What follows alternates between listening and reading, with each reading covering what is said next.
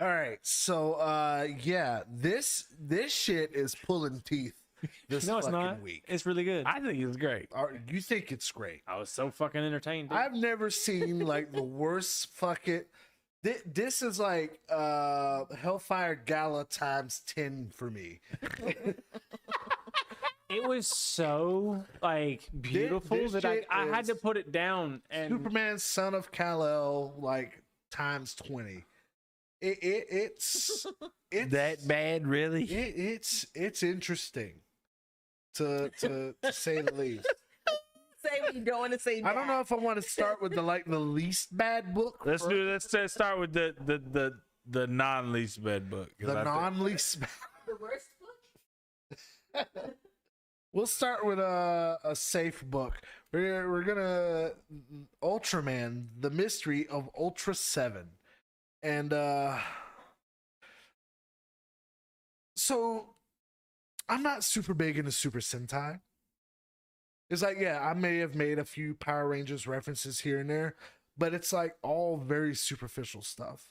So when it comes to Ultraman and kaiju in particular, I'm not super versed unless it's Godzilla related or Pacific Rim related.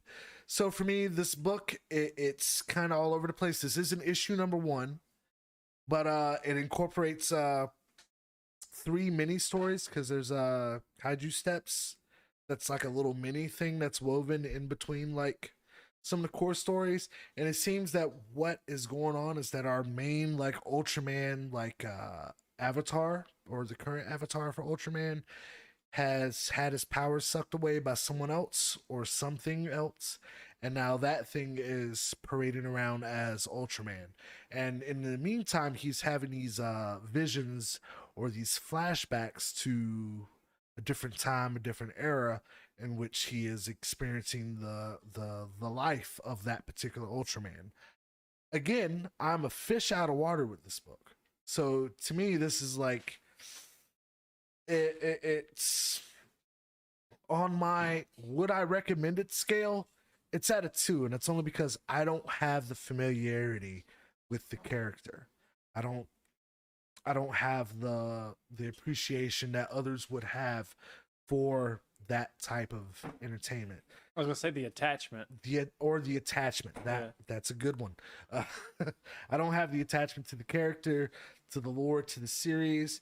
It's like, hell, even when I did the picture with Heels, when he met the actor who portrayed Ultraman, like the actual Ultraman, I didn't know the fucking pose. That should tell you right there. Like the guy, actual Ultraman himself, had to move my arms, and then at a certain point, he just gave up. Say, that's good enough. So yeah. As a matter of fact, I think Heels has the picture with me cropped out of it. So that's how I feel about Ultraman. Which brings me to my next book, Tango and Cash. Crash and Troy. That's what it is. Crash and Troy. Fuck me. Wait, so this is the next least bad. Next least bad. It's still bad. It's But I mean, the least bad book is going to be the Avengers book. But even then, that's got some interesting to it. Crash and Troy is about a couple of dudes in future space. Do with that what you will, and it's kind of gay without saying that it's gay. so it was. I fucking knew it. It does everything but come in your ass like that. I fucking knew it. Fuck me, man. I read what, 3 pages? Yeah, 3 or 4 pages, and I was like, whew. I was like, I ain't gonna lie to you. I think this dude might be gay. I'm not sure. And then he's gay with a robot or something. I found less gay stuff on Grindr than this book. This book is It's interesting. It's different. It's an awakening. No, it's not an awakening. It's on your roll. It's stirring. It's a stirring. Sorry. It's something. So we got our mutant boy, Crash. He's a mutant. They don't explain what his mutant ability is. Like, the opening blurbs are right here. So I'll just read those to you. You can kind of gather what this book is about. Rex Crash Ballard, a human mutant who can turn his exterior form to rose gold, yielding impenetrable skin and gaining superhuman strength. After escaping mutant quarantine on Earth 2 decades ago, Crash now makes his living as a mercenary for hire. He should be considered extremely dangerous and rude. Okay. Troy 3.0, formerly human, Troy's consciousness now exists as a software program that can be uploaded into all kinds of technology. He's rumored to have a robotic husk stashed all across the galaxy. As a longtime fan of historical icon Meryl Streep, that's right, Meryl Streep, Troy isn't just a member of the fan club, he's also the president. Oh my God. 32 terms as president, by the way. Oh, That's is that in there? here. Yeah, that's in there. Nice. That's a nice little stat to have. 32 terms. Needless to say, they are in prison for MacGuffin. They escape. I was gonna say and sodomy or something. I don't fuck. Who the fuck knows? It doesn't matter. They managed to escape and as well as free space Kim Jong-il. And then this becomes a problem because they end up getting detained by space cops. And it's like, well, how about we go and capture space Kim Jong-il for you and you let us go? And pretty much that's the premise of it. So, so they're tasked to catch the guy that they let out. Yeah, super gay. I go for it. If this is something you like, that's all for you. Look, I'm really looking forward to this one. The least bad book, Avengers, 1 million BC. This book is actually interesting. I'm sorry, I can't. Is that what you're expecting? Bad. It's so bad. This book is not the bad one. I know, but it's so good. It's so bad. It's so good. I love it. Yes. So imagine Avengers, but like go prehistoric with it. So instead of Thor, you have actual fucking Odin. You have like cave woman raised by wolves as Phoenix. You have a Ghost Rider riding a mammoth. If that floats your boat. You have Starbrand. What? He's like filling in for Hulk. Starbrand. Oh, okay. Like, yo, you don't know who the fuck Starbrand is? That's my bad. No, I have no I'm not fucking up on idea my comics like who I should Starbrand be, is. and that's my apologies. That's my fault. And this is all about the birth of Hulk. Not the birth of Hulk. Fuck me. The birth of Thor is covered in this book. Which, who gives a fuck? It's like, it's Thor. It's like, Norse mythology already covered this. But in this book, it's pretty much Odin wanting to get with like prehistoric Phoenix, and she rejects him, and then he gets pissed off and is like turns his back on humanity, and it's weird because it's like, yeah, we're supposed to be protecting Midgard. Odin doesn't give two shits about Midgard. Anyway, Phoenix rejects him, so he starts going after Gaia. Phoenix talks to Gaia, is like, hey, Earth needs a champion. And this is all about the birth of Thor in this first book. So that Gaia says yes to Odin. Apparently they have sex off panel, which was a big missed opportunity. And they... Wait, you missed out on some lizard sex? No. Is that one? That's not that book. Not that one? Yeah, okay. you're jumping ahead. Okay, Yeah, that's don't my jump bad. ahead. Yeah, I'm gonna need That's you my to bad. The shut up. best book ever. I'm gonna need you to shut all the way up about that. All right. That's next, I promise. All right. And yeah, Avengers 1 million BC is like, why? Like, it's interesting, but it's not. Because why does this book exist? Like, it doesn't make sense. It's like, who the fuck cares? It's like there's not a single character in here that I'm going, oh yeah, I really liked when like the only fucking person of importance is Odin. Like the rest of them, who fuck cares? But anyway, this book covers the birth of Thor, whatever.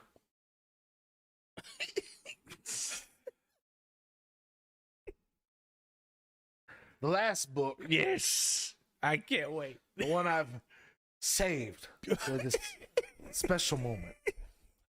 Jurassic League. He's always been a huge fan.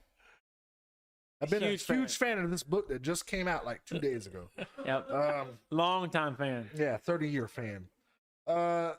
This is a collection of stories that are kind of forming very much in the vein of Avengers 1 million BC, but with somehow less tact.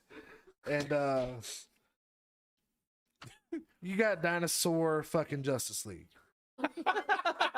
That's what it is. You ever wanted a Batman as a Tyrannosaurus? You're gonna get it here.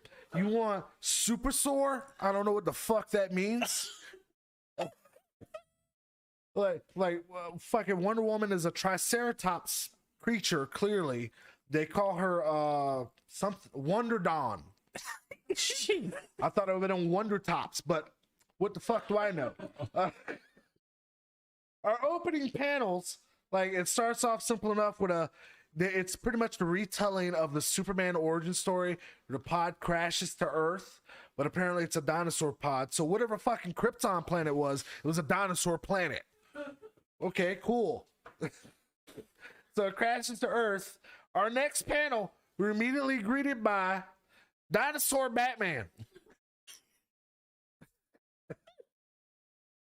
And he is out here to protect fucking Growltham. So there's that. It's the whole fucking thing is trash. Like it's a dumpster fire. Who the fuck is this for? Jim Lee, I love you and I hate you. I love you because in the 90s you were super fucking cool. You gave us that badass 90s X-Men. I grew up on that shit. They adopted that style for the animated television series. What the fuck is this? Who is this for? It's not for me. Another question I have, you got like dinosaur superheroes, right? But there's also regular ass dinosaurs. I said it. I said, wait a minute. There's superheroes and there's humans, ain't there? But there's also humans. So what the fuck? Anyway, he's on the hunt for the Joker Zard.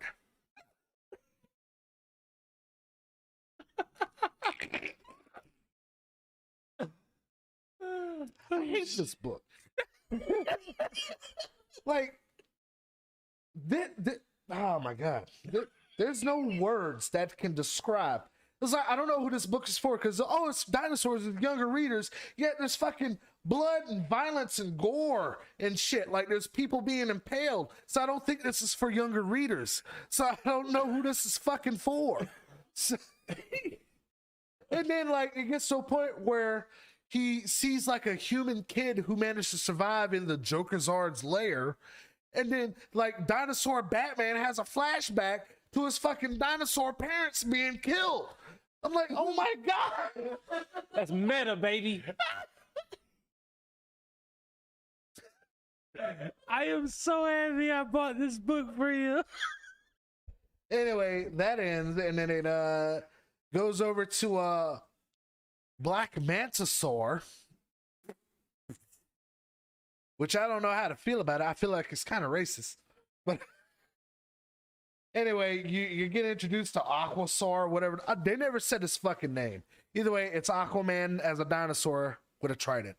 It's dumb. The whole fucking thing.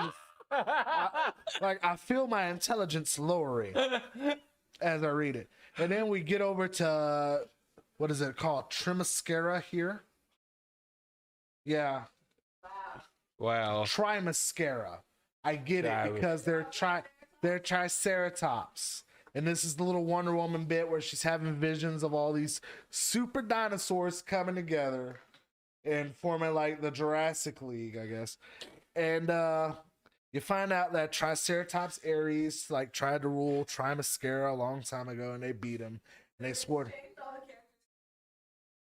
Yeah, and then you get super thick Tricera Woman, which looks like a Ninja Turtles character. I'm not gonna lie, but she is extra thick. And instead of like being called Wonder Top, she's called Wonder Dawn. So I was like, all right, whatever. Which brings me to Super Sora, which is the last bit of this, and that was the one where this book started with the Superman origin story. And I can't tell if like everyone else has a costume on, except for Super Sora, which it just looks like he has a fucking S painted on his chest. It's like, I think this motherfucker's straight up naked. He does not look like he's wearing clothes. Why are his feet red? Show it again. Show it again. I'm so confused. Why the Does feet not look red? like he's wearing clothes. Like, Why he's not wearing clothes. Why are his feet red? He ain't got no clothes and his feet are red. Anyway, He's a like, sneakerhead. That's what it is. Yo, redfoot bastard. anyway, he just looked like he stank. I Like hate the Balenciaga? design. It's stupid. I don't know what's going on. I think I need medication. And then it ends. Croc tick like collab thing. He with look like he stank. And then they tease the next book with Giganta and Brontosaurus, which is like Bizarro, and I hate this book.